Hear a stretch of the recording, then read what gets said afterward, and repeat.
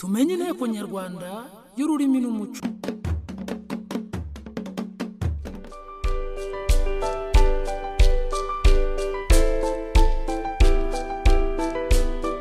Ikibazo cy'inkwano kijya gusa ni gifite aho gihurira n'ibirori by'ubukwe. Tubyerekeye inkwano ho ni ikibazo nabwo gikomeye kubera umwana wo mu bakire azanye umuhungu wo mu bakene ati dore umuhungu nzanye ngo aze kunsaba. Iwabo nabo bati rero uyu mugabo azatubonera miliyoni zingahe zo kudukwera. Ntabwo miliyoni zingahe azazibona kuko n'umwana wa mugani wo mu bantu boroheje. Inkwano cyangwa se kuko umukobwa ni ngombwa cyane kubera ko numva mundi ubukwe bwa Kinyarwanda nicyo kintu cya mbere kibusobanura. Umukobwa kugira ngo umusore amutware agomba nuvuga ngo umugeni afite agaciro, agomba gutanga inkwano rero. Twongeye kubasuhuza nshuti z'umuco n'ururimi by'Abanyarwanda mu kiganiro cyanyu tumenye inteko nyarwanda y'ururimi n'umuco. Uyu munsi turaganira ku bukwe. Tumaze iminsi tuvuga ku bukwe no ku mihango yagendanaga nabwo. Uyu munsi reka twibande ku nkwano. Inkwano ni ikibazo kivugwaho kenshi cyane cyane iyo tugeze ku rubyiruko usanga ari ikibazo kibahangayikije cyane. Bamwe bavuga ko inkwano zikwiye kuvaho burundu. Abandi bati ntiyava ariko se ubundi kuki abasore bo badahabwa inkwano. Uyu munsi mureke tuganire kuri ibyo. Dutangira twaganire n'umuyobozi mw'ishami ry'umuco mu nteko nyarwanda y'ururimi n'umuco. Uwo ni Dr. Nzabonimpa Jacques adusobanurira inkwano icyari cyo. Inkwano twe tuyisobanura nk'uko umuco yisobanura. Inkwano akaba ari ikimenyetso kijya hagati y'imiryango yombi ishyingiranye, igatangwa n'umuryango w'umuhungu uyiha umuryango w'umukobwa nk'ishimwe by'uko umuryango w'umukobwa wareze neza. Ariko usanga hanini atari ishimwe gusa, aho gusanga hanini ari nk'ikimenyetso kiri hagati y'imiryango yombi, yerekana ko ya miryango yunze ubumwe, yerekana ko ya miryango yasabanye yabaye umwe. Twaganiriye kandi n'abakuze nabo batubwira iki inkwano ari cyo, ibibazo bigaragara mu bijyanye no gutanga inkwano muri iki gihe n'ingaruka bigira ku muryango. Ubundi inkwano yari ikwiye kuba ikintu cy'ikima neza hagati y'imiryango. Ikima neza hagati y'imiryango kuvuga ngo umukobwa wa naka tugiye kumusaba azabyara abana mu muryango wacu, yenda tuvuge ko abo bana babaye abo muryango, ikimenyetso kikaba inkwano. Cyo ni ikimenyetso cy'umuco cyatumaga ibyo byose bibaho. Izo nkwano zikajya ku iwabo w'umukobwa. Ariko nubwo inkwano yari ingenzi cyane mu muryango nyarwanda, abenshi baravuga bati ubu ngubu inkwano ntigihuza abantu. Ese byagenze bite? Reka tuganire n'abakuze, urubyiruko rutubwira uko rubibona, twubaka umuryango nyarwanda ukomeye. Hari ukuntu ababyeyi bamwe basigaye bavuga ati umwana wacu yarize, twaramurihiriye amashuri, yarangije za kaminuza mu byiciro bitandukanye, yadutwaye byinshi. Umuhungu ushaka kumushaka nawe natange byinshi. Icyo kikaba igitekerezo kimwe, yenda cyo cyanahinduka vuba. Ariko ikindi gitekerezo nuko bavuga bati naduha inkwano itubutse, yaba amafaranga yaba inka, kugira ngo tuzashobore kubona ibirongorano. Ya mafaranga rero utanze y'inkwano akazajya kugura ibyo umukobwa azajyana iwabo w'umuhungu. Tubyerekeye inkwano ho ni ikibazo nabwo gikomeye kubera umwana wo mu bakire azanye umuhungu wo mu bakene ati dore umuhungu nzanye ngo aze kunsaba. Iwabo nabo bati rero uyu mugabo azatubonera miliyoni zingahe zo kudukwera. Ntabwo miliyoni zingahe azazibona kuko n'umwana wa mugani wo mu bantu boroheje, cyangwa unirwanaho udafite nabo babyeyi bamukwerera. Ubundi kera hakwaga umubyeyi agakwerera undi mubyeyi. Ni ukuvuga iyi miryango niyo basabaga ubundi. None ubu umuntu wenda arirwanaho, umukobwa nawe wenda koko uwo muhungu yanamukundaga, ariko inkwano z'iwabo umusore ntashoboye kuzibona. Hariho utayibona wenda agakwa 500 akumva nta kibazo. Hariho n'aba400 barahari n'aba300 bitewe nuko imiryango yabo imeze n'ukuntu imiryango yumvikanye. Ariko abandi bo bakeneye menshi, mbese nugukirira ku mwana. Hakabaho ukeneye 3,000,000, hakabaho ukeneye 4, hakabaho ukeneye 5. Ubwo rero umva uyo mikoshereze rwose yaba ari ikibazo. Iyo uje kureba muri iyi minsi usanga bitangiye kuba ikiguzi, kubera ko akenshi umuryango w'umukobwa usaba inkwano umusore ahanini ugendeye ku mukobwa wabo, byo yize, byo bamutanzeho, ariko nta gahunda ariko byagakwiye kugenda. Impamvu inkwano ibangamira abasore ni uko ababyeyi babigize nk'ubucuruzi, ugasanga ugiye kurambagiza umukobwa, ugasanga baguhanitse bagushyira mu giciro cyo hejuru, ugasanga umukobwa mucinga 500, umusore mucinga 500 kandi nta bushobozi afite. Uko mbibona muri make mbona ni isi niho igeze. Kuvuga ko byaba bihanitse waba ugiye ku ruhande rumwe. Ukuvuga ku musore we birahanitse, byo birumvikana bitewe n'uburyo ubuzima bw'umusore ababazwa byinshi parapo geranyije n'umukobwa. Ariko ubundi nanone iyo wagiye gushyingira nawe nanone na ya nkwano babwawe ubona ko atari menshi nk'uko umusore abyumva. Mu nteko nyarwanda y'ururimi n'umuco bafite uko bumva ikibazo cy'inkwano. Ese mu muco bizageraho biba ngombwa ko inkwano ivaho? Ese leta bizaba ngombwa ko igira uruhare mu kugena ingano y'inkwano zakwa cyangwa zitangwa? Mureke twumve Dr. Nzabonimpa Jacques uko abidusobanurira. Icyo rero twe twakora cy'umuryango nyarwanda wagombye kongera kumva nukongera bakanza bakumva inkwano cyari iki, bagasubira ku isoko bakava inkwano cyari ikima neza, abakoresha iryo jambo hagati y'imiryango yombi yatahanya abageni. Noneho rero abantu bagashaka ese cya kindi cya kimenyetso kigomba kutujya hagati nk'imiryango yunze amaboko cyabiki, cyagumya kikaba inka, cyagumya kikaba amafaranga. Ariko niyo yaba ari amafaranga, niyo yaba inka, cya kimenyetso nticyagombye kuba ikintu kiremerera ari urubyiruko rushaka kubaka ingo, ari n'imiryango b'abasore n'inkumi bakomokamo. Cyagombye kuba ari ikintu ubwo cyabafasha hagati yabo kugira ngo bumve ko bunze ubumwe. Akaba ariyo mpamvu turi kuvuga ngo imiryango rwose ntitangire kugishakira kuvuga ngo ubwo baje kudusaba tugiye kubona amafaranga, tugiye kubona inkwano, tugiye kubona amafaranga yo gutangiza business nibi, ahubwo batangire wa muryango tugiye kwaka bino bintu by'umurengera. Ese birabafasha kubaka cyangwa ntago bibafasha kubaka? Akaba ari aho ngaho abanyarwanda bagenda bareba. Niba rero bitabafashije kubaka, ahubwo bibaye intandaro y'ibibazo byinshi bizagenda bijya kuri wa muryango mu gihe bazababanye, abantu bagombye kongera bakicara bakavuga ngo no, aho kugira ngo tubake ibyo badafite, bari buze gutuma bajya kuguza, bari buze gutuma bajya bagurisha n'akarima bari bafite, ahubwo reka tubake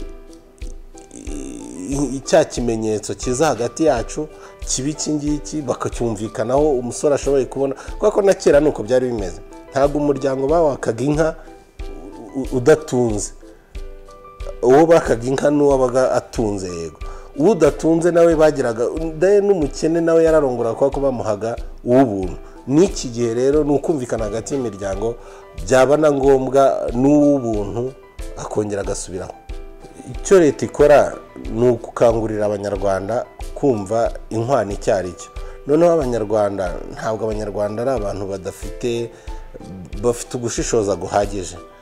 Abanyarwanda buri muryango, kuko abanyarwanda nubwo tuvuga abanyarwanda, ntabwo abanyarwanda bose bangana, abanyarwanda bose ntibareshya. Uko umukobwa wa kanaka yakowe yaje gusabwa na kanaka nanone ufite ubushobozi, ntabwo ariko n'umukobwa wa kanaka waje gusabwa n'umusore udafite ugitangira imirimo utaragira agomba kwakwa inkwano. Kuko n'umuryango kugira ngo wake inkwano na kera nta kintu cyari kiriho mu muco bavuga ngo inkwano ni iyi, kuko hari abakwaga nk'imwe hari n'abakwaga 10 bagukoshaga bakurikije uko uhagaze.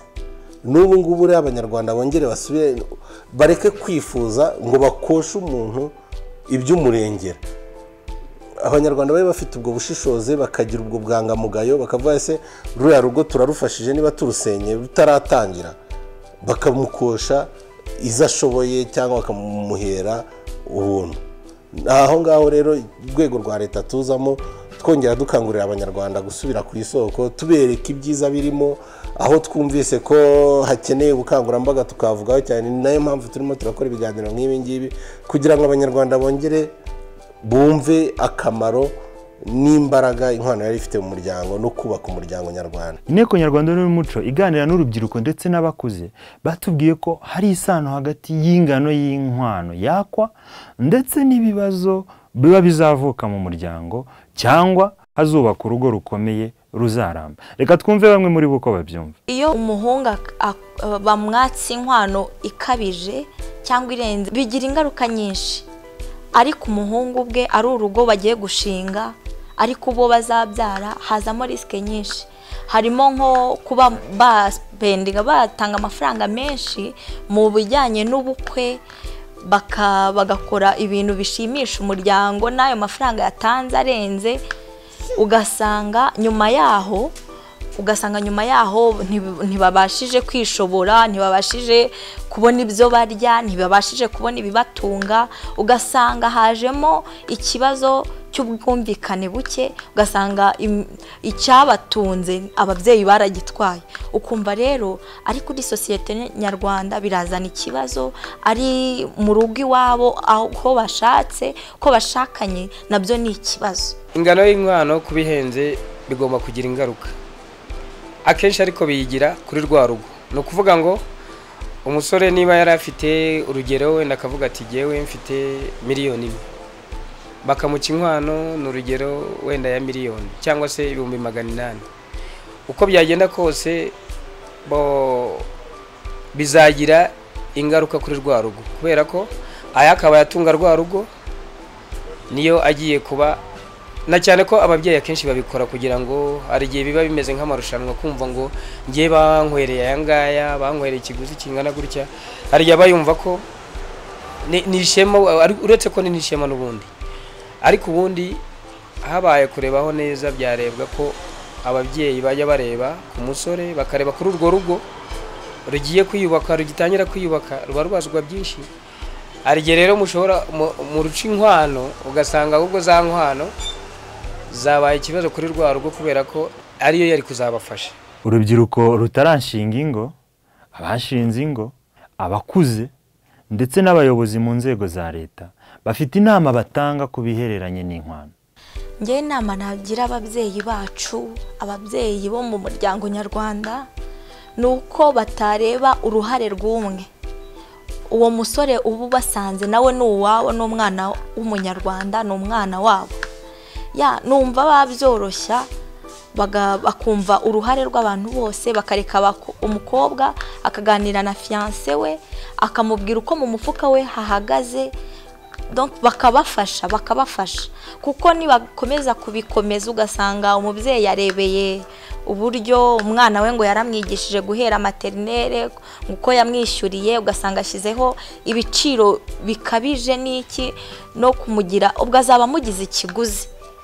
Ibyiza numva babyoroshya, hakabaho ubwumvikane, bakabivuganaho, bakabasha korohereza abasore kugira ngo babashe gushaka, kandi umuryango nyarwanda ukomeze gutera imbere no kugera ku muryango ushimishije. Njyewe nk'inama nabasha kugira nk'imiryango ku gice cy'ababyeyi cyangwa se ku gice cy'abahungu, njyewe ndabagira inama y'uko ntibakajya bita ku nkwano cyane, bwite ngo ku mafaranga cyane. Ni hahandi bitari intandaro y'uko umukobwa agera mu rugo n'umuhungu ugasanga bagize gute ntabwo babanye neza bitewe na cya giciro cy'inkwano. Bajye bita kuki, bajye bita ku rukundo rwabo hagati n'ibite cyane ku nkwano. Gusa nyine ntabwo navuga perezida ngo inkwano iveho burundu, yajyaho ariko nigeho ku rwego rwo hejuru ruhanitse ngo ibe yabangamira umusore, ariko inkwano ikagumaho niba byitowe cyane. Ubundi utanga impano ntabwo yagenera umuntu igiciro cyangwa ikintu runaka. Umuntu utanga impano atanga impano kubera ko uko yumva yishimiye umuntu umuhaye ikintu cyangwa uko wabyumva. Ngi rero nta mubare navuga uri determine navuga ngo bazatange inkwano ingana gutya, ahubwo ubushobozi bw'umusore nuko yumva yishimiye umugeni we, ahaye agaciro umugeni we, ahaye agaciro umuryango we, ubushobozi afite barumva ariko yakwitanga. Ku nama nagira ababyeyi, inama ya mbere ni ukutananiza urubyiruko cyangwa se abo bantu bashaka kubaka, kubera ko hari uburyo biba bimeze nko kubananiza. Icyo ni icya mbere. Icya kabiri ni uko ababyeyi niba borohereje urwo rugo rushyashya, biratuma na rwa rugo rwiteza imbere. Ntabwo bari bujye kugongwa n'ibibazo byo kuvuga ngo twayamariye mu nkwano. Kandi ikindi, burya n'umuryango yuzi ngo kwa data buko barampenze ku nkwano, ako kantu uragahorana ko kumva ngo baraguhenze. Hari n'igihe biteza n'umwuka mubi n'umwuka mubi muri rwa rugo, kubera ko bavuga bati nagukoye menshi, ugomba kuyagaruza ukamera nkaho ujya kumugira nk'imashini cyangwa se. Ariko ubundi iyo haza kubamo kumvikana cyangwa se kuvuga uti wenda tuborohereze bakora ubukwe, tubafashe bagire urugo rwabo, bagire aho bahera, bagire icyo baheraho, numva byaba byiza. Ubwo rero ngakangurira ababyeyi kuba bajya boroshya. Icya mbere, inkwano si ikiguzi. Icya kabiri, bagashyigikira urwo rugo rugiye kwiyubaka. Ahantu ababwira ababyeyi ni uko batazajya baremereza ibintu by'inkwano. Urabona ko urugo gusa umuhungu apfa kuba azi gushakisha imibereho, yatunga wa mwana wabo bamureka akagenda. Inkwano ntabwo wabona icyo cyagura umwana ubundi. Ntabwo twageze umwana, ntabwo tuba tuzize nk'ikiguzi. Ntabwo ari ikiguzi, nta kintu wabona umwana wamugura. Inkwano twege uzumvikana we n'umukobwa, ababyeyi bazana nyuma nk'umusilamu. Abasilamu niko babigenza. Ubu ngubu rero hari ukuntu ababyeyi bamwe basigaye bavuga ati umwana wacu yarize, twaramurihiriye amashuri, yarangije za kaminuza mu byiciro bitandukanye, yadutwaye byinshi. Umuhungu ushaka kumushaka nawe natange byinshi. Aho rero bitumye nazamuka ku nkwano nganisha ku bukwe, ku birori by'ubukwe. Usanga muri iki gihe ibirori by'ubukwe bitwara ibintu byinshi, kubera ko akenshi haza ibintu by'urwiganwa. Ubutumwa bwihariye Inteko Nyarwanda y'Ururimi n'Umuco ishaka gutanga muri iki kiganiro kijyanye n'inkwano mu Rwanda ni uko abanyarwanda aho bari hose, nta kureba akarere, nta kureba imyemerere, nta kureba ibyo byose, byandi byose bituma abantu bajya mu byiciro bitandukanye, bagombye kumenya yuko umunyarwanda ari umunyarwanda, kandi mu byubatse umunyarwanda kugira ngo abe umunyarwanda n'umuryango wari urimo. Umuryango rero ukaba utangira nta handi hantu utangirira mu bukwe. Iyo byose bikozwe neza, kurambagiza bikaba, abantu bakamenyana, abantu bagafata irembo, imiryango noneho nayo igatangira gusabana, abantu bakazasaba bagakwa uko bigomba, urugo baba baruhaye umusingi ukomeye, umuryango baba bawuhaye umusingi ukomeye. Abantu bongere babe inyangamugayo, bongere bagire ubupfura, byaba mu byifuzo byaba no mu bikorwa. Ababyeyi rero, inshuti, abavandimwe mu muryango bagombye kwicara bakavuga ngo umuhungu wacu cyangwa umukobwa wacu turamukosha cyangwa turamukwera dutya. Inshuti z'ikiganiro Tumenye Inteko Nyarwanda y'Ururimi n'Umuco, tubashimiye uburyo mwakurikiranye ikiganiro cyacu cy'uyu munsi. Twese dufatanyije birakwiye ko tugaruka ku mwimerere w'indangagaciro ziri mu muco wacu, dore ko arizo zatumaga imiryango